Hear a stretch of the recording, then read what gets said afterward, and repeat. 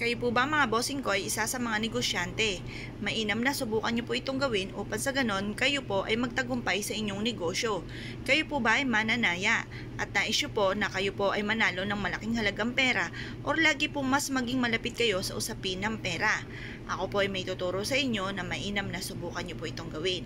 Hugasan niyo po ang maraming barya po natin at pagkatapos patuyuin niyo siya sa sinag ng araw sa may silangan.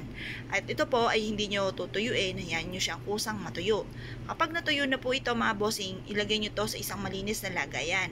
Inilagay ko po siya mga bossing ko sa isang kahoy. Kasi ang kahoy na ito ay nagmula sa kalikasan, ang dulot ay swerte.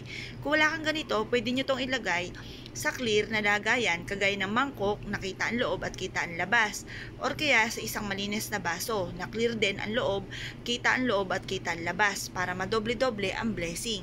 Ngayon pa mga bossing, pagtapos nyo po itong ilagay po dyan sa lagayan, mainam na lagyan nyo ito ng kapranggot na asin, kagaya nitong aking ginawang ito.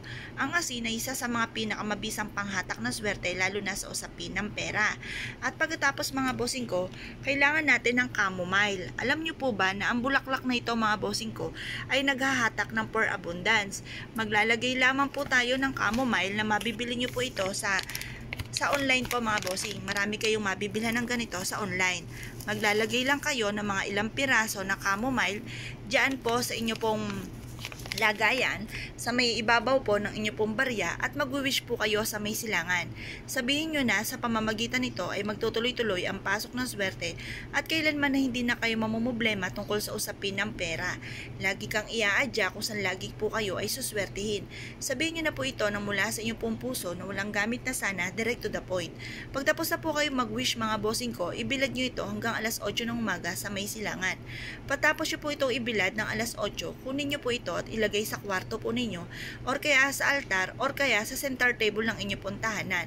Makakatulong po ito upang sa ganon kayo po ay swertihin sa pera. Kung kayo po ay may negosyo malapit sa kaha, ilagay nyo po ito, or meron kayong online, ilagay nyo ito sa malapit sa laptop.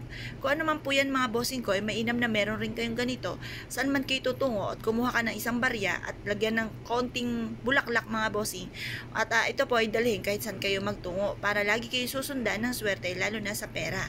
Kung kayo po ay naniniwala sa mga gatong mga pamamaraan at isa ka sa mga nagpaplano ng gumawa ng ganito, ito po isa sa mga pinaka-the best na dapat ay meron po tayo. Subukan nyo po itong gawin at good luck po sa inyong lahat!